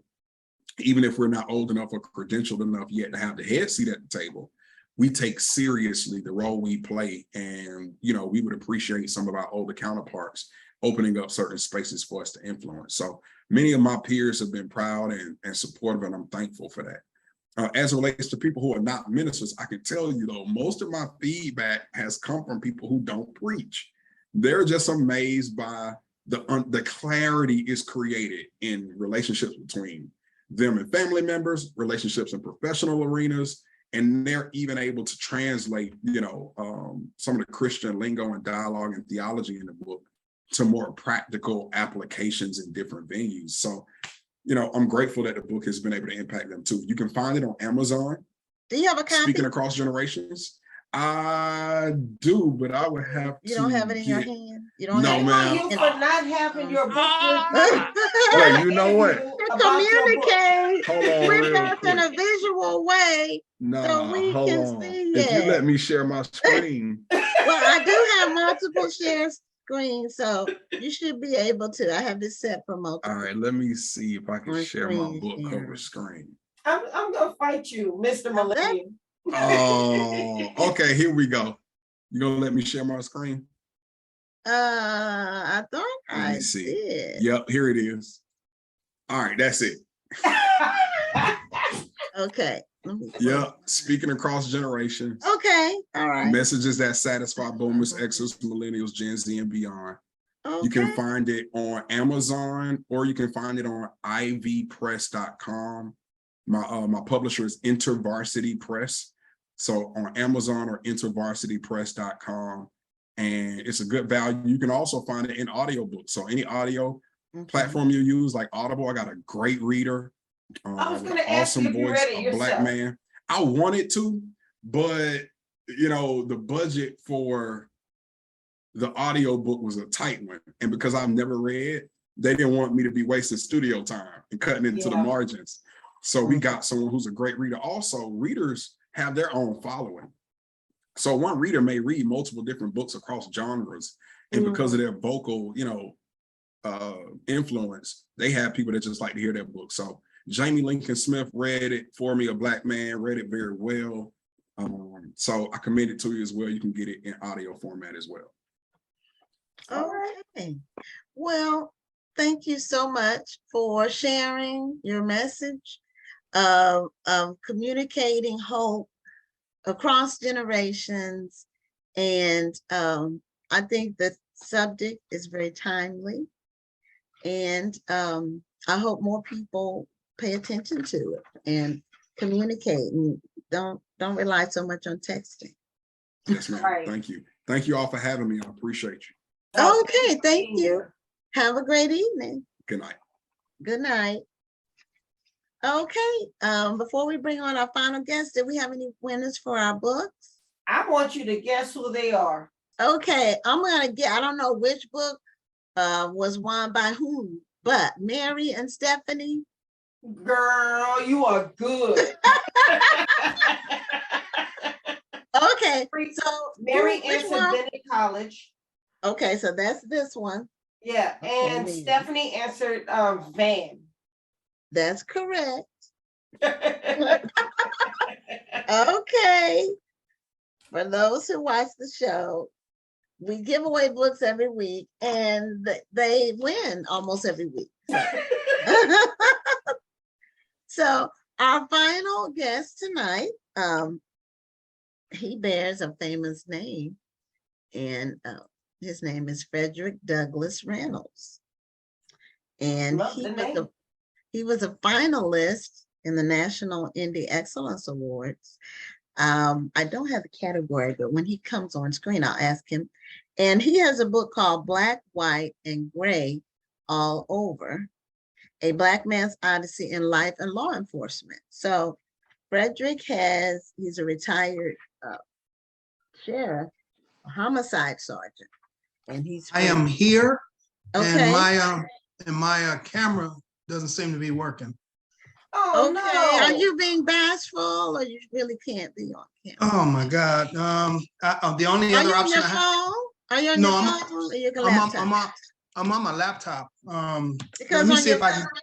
Yes, let me go to my phone. On the phone. And meanwhile, while we're waiting to see if you can come on, because we really like to see the faces as part of the communications process that we were I'm going about to log in on my phone. Hold on 1 minute, okay? Okay. So while we're waiting for Frederick to log on, I do just want to remind everybody, we would love to see you at the 2022 National Black Book Festival. It's our 15th anniversary. It is going to be awesome. And so many people want to attend. As far as authors, I get 3 or 4 a day. And I have for the last 2 months. Uh-oh.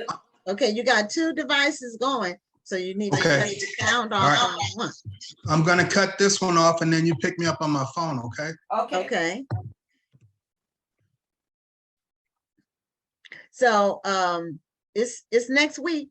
It starts Thursday night. No, what's funny is I told my nephew I'd be interviewing Omarion. He was like, "What? That's big. I'm coming."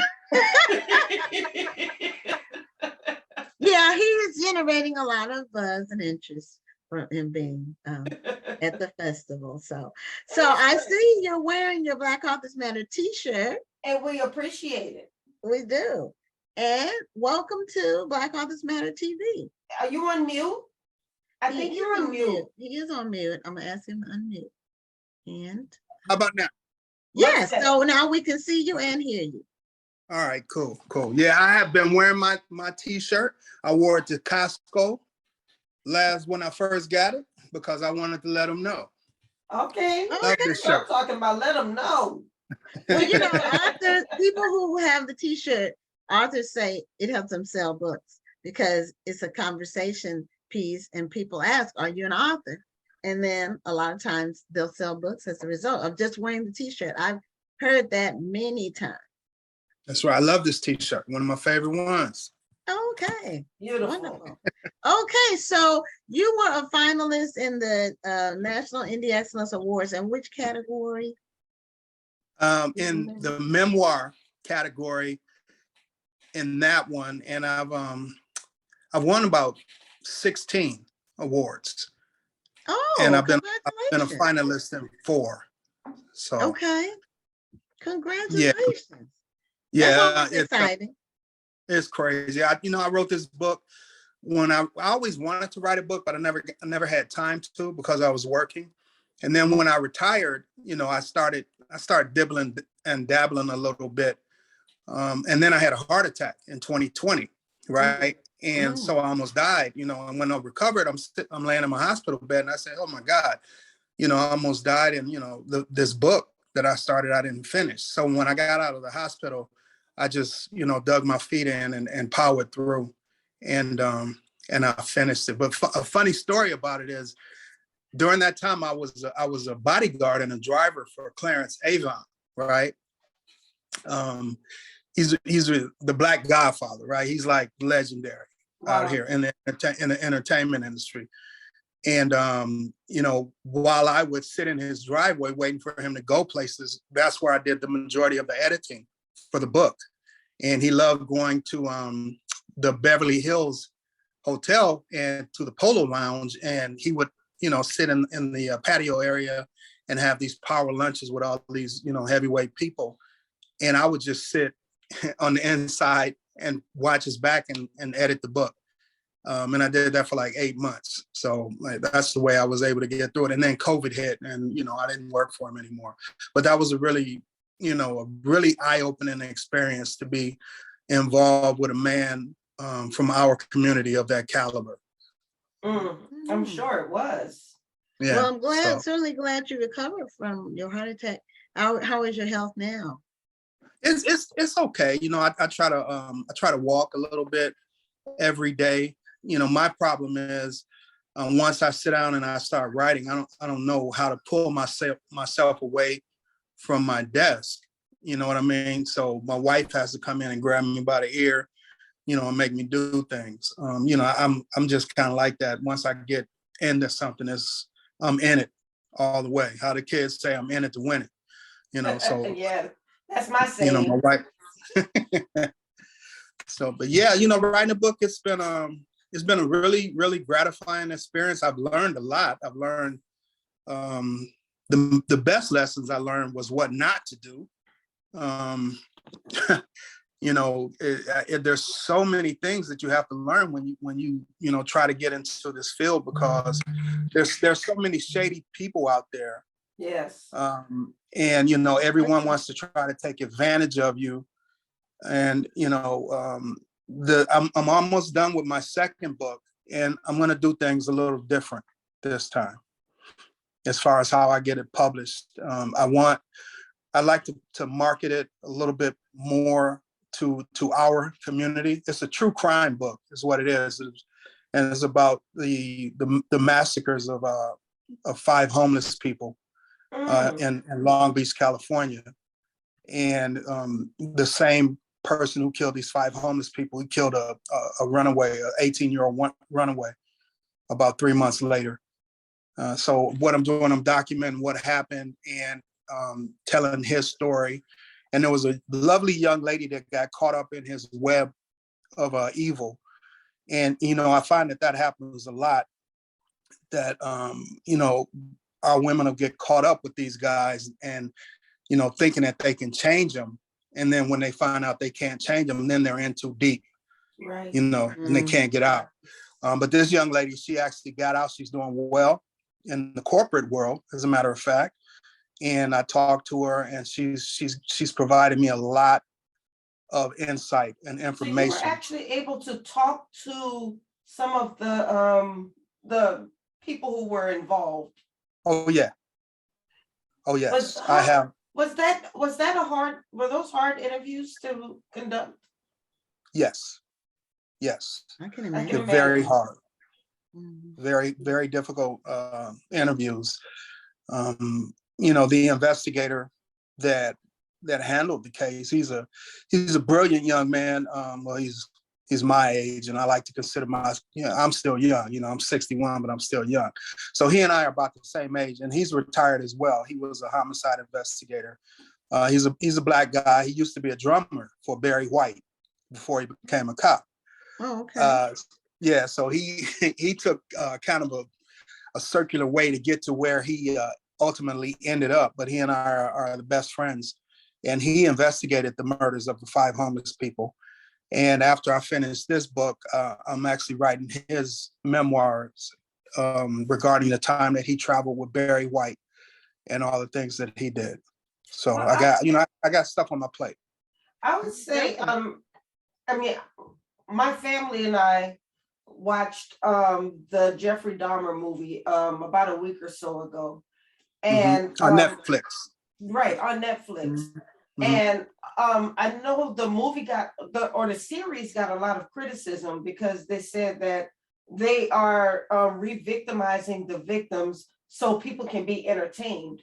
And for us, when we watched it, it wasn't so much about being entertained, but just understanding what happened, because I remember when all of that happened. I remember when he was arrested. I remember when he was killed in prison.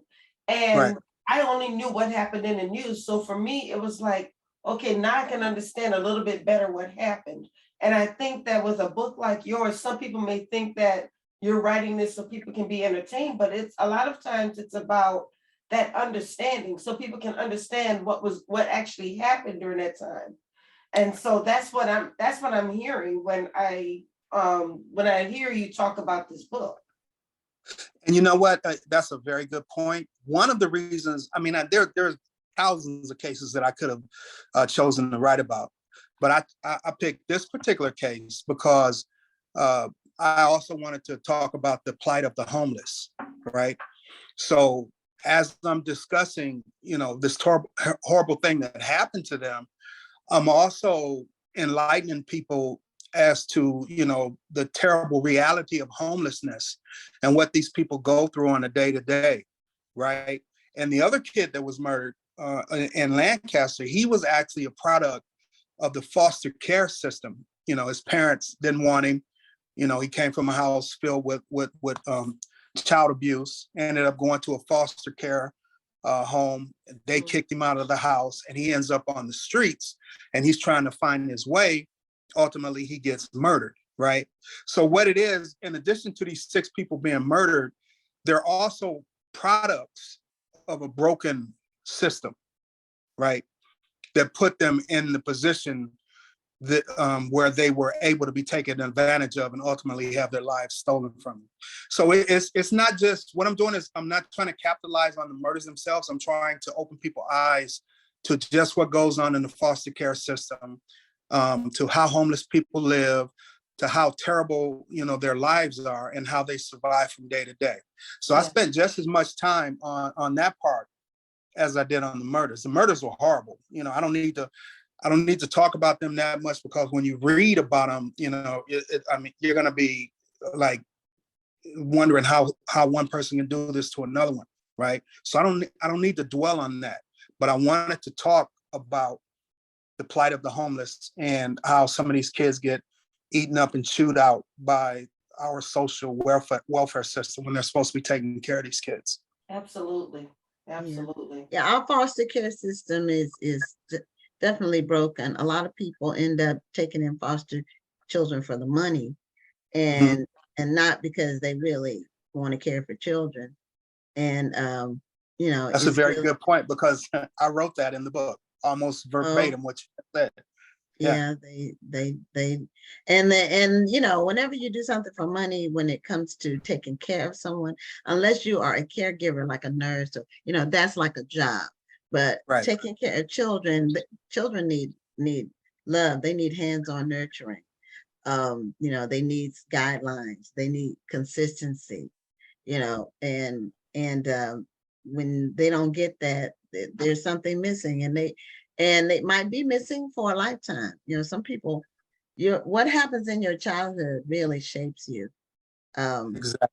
Really, and you can't, you don't get to do a do-over.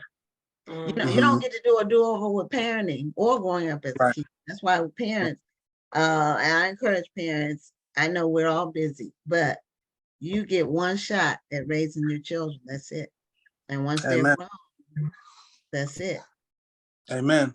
You don't want to have regrets. You don't want to say, I wish I had and you always have some things that you say, well, I could have done this and this, but I don't mean that. I mean, like not spending time with your children. You need to spend time. It's not about money. money's great, but it's about the time. They need your presence. Yeah, they remember that more so than Yes. anything. I know, like from my childhood, I remember not what my mom and dad brought me. I remember, going to baseball games with my dad and watching, I didn't spend any money, you know what I mean? Right, right, That was more important to me than Christmas morning, right. Well, Christmas morning was memorable, but I hear you. If you got what you wanted, and that's, we didn't get stuff throughout the year, not really hardly, but on Christmas we got what we wanted. So it was, that was exciting. But yeah, our parents were there. We ate dinner my mother cooked every single day and we had dinner together. My dad was a pastor, but every day at 5 or 5:30, that was the time we had dinner every single day. And it was, just irreplaceable. We need that. We need more of that. Absolutely. We do.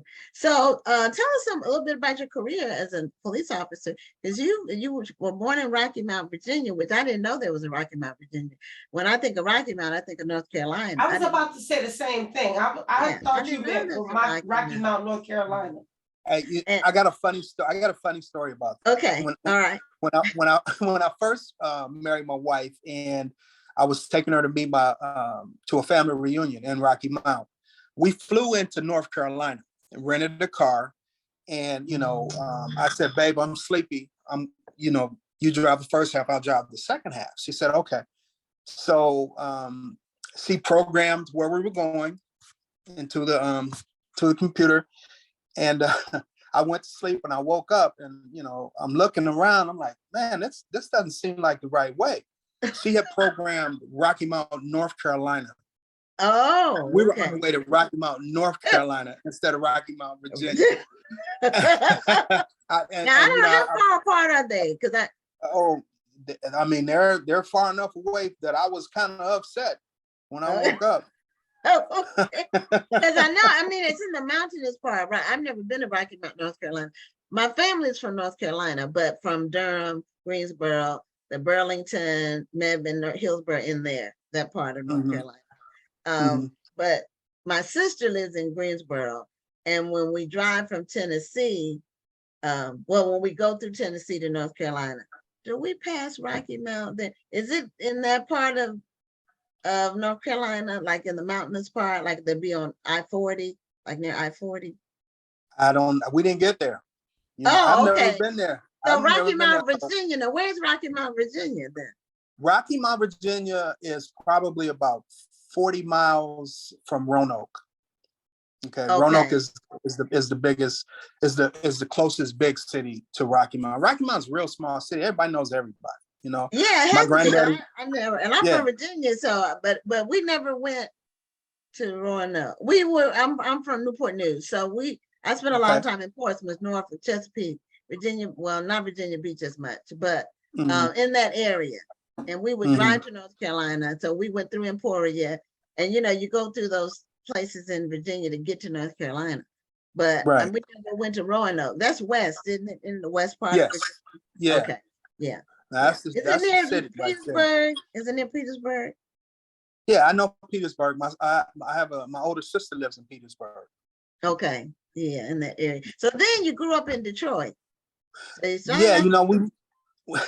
we moved to Detroit when I think I was 2 or 3 years old. I know we were living in Detroit when John F. Kennedy got killed. So yeah, I was 2 because I was born in '61.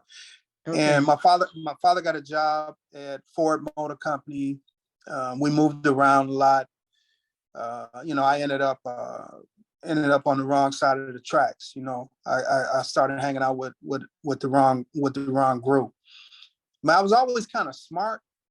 I love to read. I love to write. I'm a very good artist, from a young age, but I just got caught up with these bad kids, and I ended up dropping out of school and going to juvenile hall. And then when I got close to 18 years old, I saw what my future was going to be. So I joined the Marine Corps, and I got away from Detroit. And I met a young lady that lived in the city of Compton, California. Never heard of Compton before. Now it's world famous, but Met this young lady, lived in Compton. We ended up getting married. When I got out of the Marine Corps, things didn't go well with us, and I was actually homeless for a time. Slept in cars and in movie theaters, all night movie theaters when they were a thing. And eventually got a job at Greyhound. Greyhound had a huge strike, and I crossed the picket line, got a job, was able to get on my feet for a little while.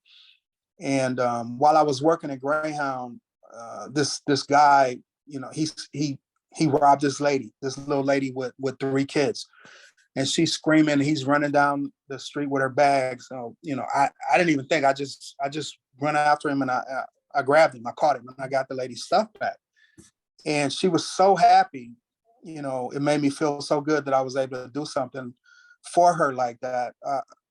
I started asking myself, well, maybe I can, you know, be a police officer, because they're supposed to help people. You know, I certainly had been on the other side. Maybe it was time for me to go on, you know, on the opposite side. So I ended up becoming a cop, and I worked in Compton as a cop from 1985 until 2000. And then in the year 2000, the sheriff's department took over the Compton Police Department, and I went to the sheriff's department, and I worked there for the next 17 years. So I was a cop for 32 years. And, you know, the last 5 years of my career, I worked the homicide unit, where I got to see some really, really horrible things. And along the way, my wife and I, we adopted a baby. He was 7 days old. We adopted him in 2012, and you know, he ended up having autism. So it's difficult raising him. He's a challenge. Now he's about to be 11 in February, and he's growing up just fine. You know, we give him a lot of love, and my wife is wonderful with him. And you know, all of our other kids are adults. We have 6 other kids. They're all doing well. But now my wife and I, we have this 11-year-old that we have to raise. So that's my life right there in a nutshell. Okay, well, you certainly had some experiences, and I'm thinking that your earlier life, when you went off on the wrong track, probably helped you as a police officer in terms of relating to some of the young people that you met. I think that's the case as well. During the, you know, that you could encourage to and say, look, I've been where you are, you know, get them to listen to you. Oh, absolutely. And it also helped, because I know that everyone that lives, say, in a you know, a community that's not as well off as others, right? I'll put it like that. Like the community where I grew up in.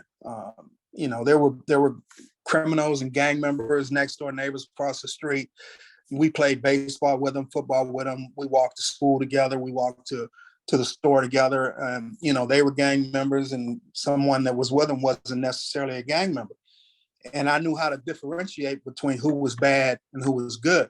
And see where cops lost their way when they came into our communities is that they lumped everybody into the same category. They weren't able to identify, you know, just because this kid is walking with this arch criminal right here, it doesn't make both of them criminals, right? They live in the same neighborhood. They're friends. They went to school together. You know what I mean?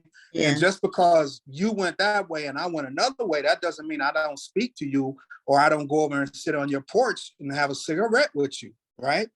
Because we're neighbors, we're friends, we grew up together. That doesn't necessarily mean that we're both criminals. So the police shouldn't treat us like we both are. And I think that's where we lost our way. We lost a lot of trust for law enforcement, because law enforcement wasn't able to differentiate between good and bad. They just saw bad. And that's why. Yeah, that was depicted.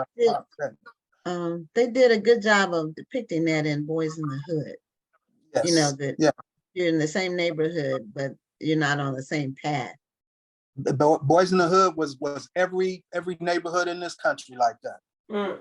They all had stories like that. Yeah, it's true. So do you have a copy of your book? I do. Did you want to show it to us? Okay, black, white, and gray all over. So what's the gray part? Okay, black obviously is my race. Okay. White is, the antithesis of black. I guess you could put it like that.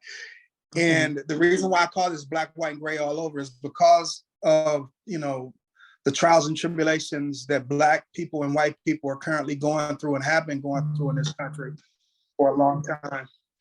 And police cars are black and white, right? Okay. So that was the juxtaposition there between Black people, white people, and the color of police cars, right? Now the gray, to me, the gray is that area where we should strive to be in, because there's always a middle road. There's your truth, his truth, and what's in the middle, right?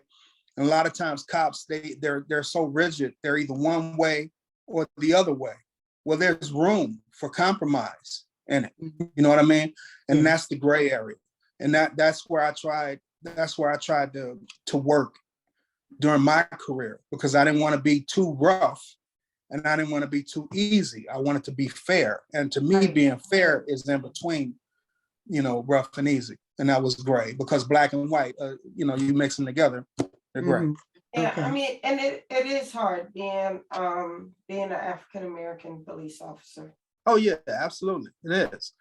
It is. You have to stay true to yourself, and you treat everybody like you want people to treat your family members. And when I had some years on and I was responsible for training young police officers, that's the way I taught them. It's like, this job ain't hard. You know what I mean? It's hard in one sense because you might not come home. It's one of the few jobs that you walk out the front door, you might not come back. But it's easy in the other ways in regard to the way you treat people. You treat people the way you would want to be treated as a police officer. Don't talk to this woman like that unless you want your mother talked to like that, right? Mm-hmm. Don't treat this kid like that. Would you want somebody treating your kid like that, right?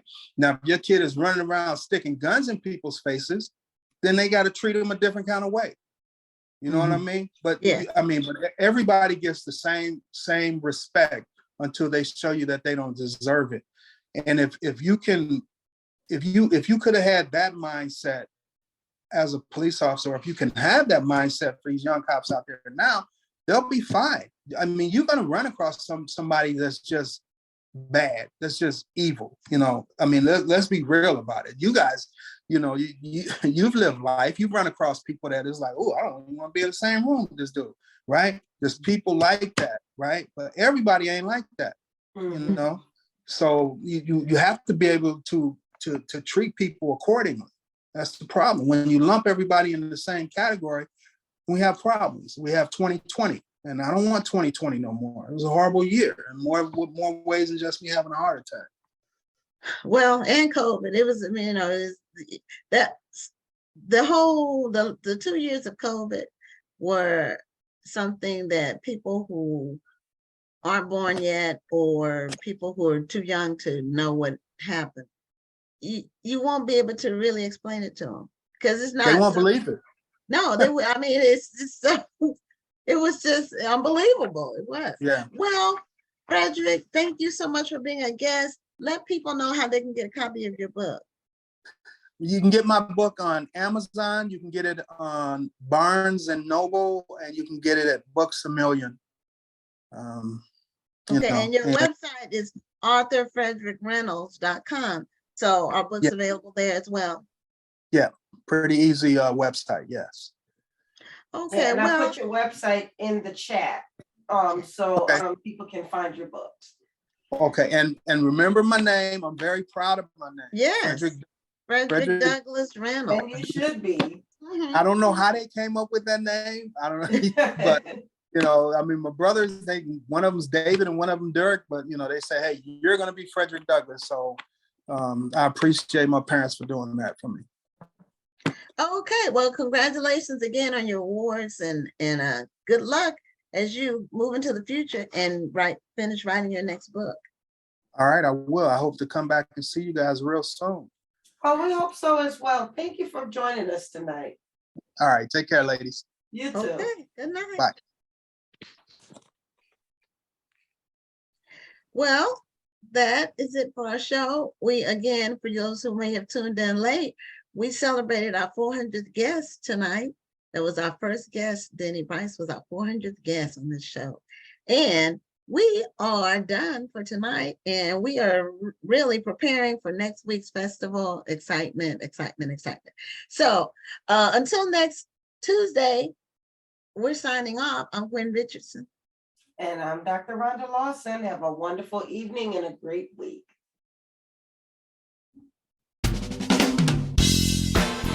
Thank you for tuning in and join us next Tuesday at 7 p.m. Central, 8 p.m. Eastern for another edition of Black Authors Matter TV.